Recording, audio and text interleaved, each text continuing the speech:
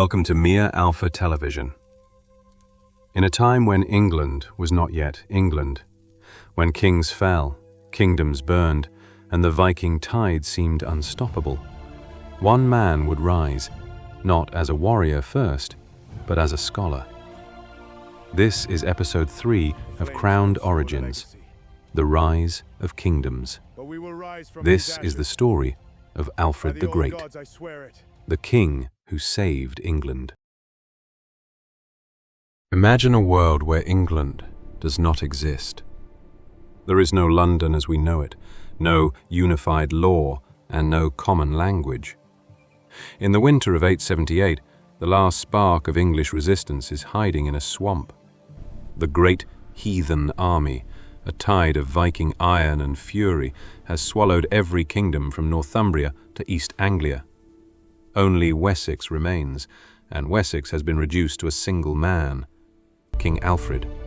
He is cold, he is sick, and he is a younger son who was never meant to wear the crown. But this is not just a story of survival. This is the story of how a man who loved books as much as the blade built a nation from the mud of Athelney. This is the life of Alfred, the only king in the history of this island to be called the Great. Born in 849 at Wantage, Alfred was the fifth son of King Athelwulf. In the 9th century, the chances of a fifth son becoming king were non-existent. Alfred was destined for the church, not the shield wall. When he was just 4 years old, his father sent him on a pilgrimage to Rome. This was a turning point. Walking through the ruins of the Roman Empire, young Alfred saw a level of civilization, law, and architecture that simply didn't exist in the rugged woods of Britain. He saw the power of the written word and the majesty of a unified state. There is a famous story that his mother offered a beautifully decorated book of Saxon poetry to whichever of her sons could learn it first. While his brothers were out hunting, Alfred found a tutor and memorized the book. He won the prize, but he won something more, a lifelong obsession with wisdom. But peace was a luxury the House of Wessex could not afford. One by one, Alfred's older brothers died in the relentless meat grinder of the Viking invasions. By 871, at the age of 21, the crown of a dying kingdom was placed on the head of a scholar who suffered from a mysterious, lifelong illness, likely Crohn's disease, that left him in agony for weeks at a time. He was a king who fought every battle in physical pain.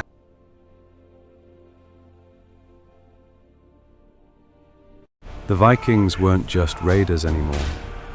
They were an army of occupation. Led by the cunning Guthram, they struck Wessex during the holy season of Epiphany in 878. It was a total surprise. Alfred was forced to flee into the Somerset levels, a treacherous maze of marshes known as Athelney. This is the low point of English history. Alfred was a king with no kingdom, living off the charity of peasants. Here, the legend says he let a peasant woman's cakes burn because he was so lost in thought. But in that silence, the scholar became a strategist. He sent out messengers to the Fyrd, the local militias. He was building a ghost army in the woods. In May 878, the summons was answered. At Egbert's Stone, the men of Wessex met their king. They marched to Edington. Guthram held the high ground, a terrifying wall of Viking veterans, their shields overlapping like the scales of a dragon. Alfred ordered his men into a dense, deep board wheel, the shield wall. For hours, the two lines crashed together. The air was filled with the scream of iron on iron, the spray of mud, and the scent of iron-rich blood. This wasn't a battle of heroic duels. It was a battle of endurance. Alfred was in the thick of it, his sword holding the line for the very existence of his people. The Vikings threw everything they had, bearded axes that could split a shield in two, and spears weighted with Norse fury. But the Saxons held. Alfred noticed the Viking line thinning as they overextended. He pushed. He didn't just hold the line, He ground them down, inch by bloody inch. When the Viking wall finally cracked, it wasn't just a retreat, it was a rout. Alfred's forces chased them back to their stronghold, starving them into a surrender that changed history. At the Treaty of Wedmore, Alfred forced Guthram to be baptized as a Christian, with Alfred himself acting as godfather. He understood that to stop the Vikings, he had to bring them into his world. Submit. Never! My gods will see you fall! Your gods are silent. Swear fealty or die. Do you renounce the old ways and accept the faith? I do renounce them. And I, Alfred, stand as godfather. Then you are reborn in the light. Alfred knew the Vikings would return. So, he redesigned the landscape of England. He built the Burh system, a network of 33 fortified towns, so well spaced that no person in Wessex was more than 20 miles from safety. This was the birth of the English Burh. But Alfred knew that a kingdom is more than just walls. It's a shared identity. He looked around and saw a tragedy. His people were illiterate. Even the priests could no longer read the Latin texts they prayed from. King Alfred wondered greatly why the good and wise men who were formerly all over England did not wish to translate any part of them into their own language. So, the king became a translator. In his 40s, he sat down and translated 5 major works from Latin to Old English himself.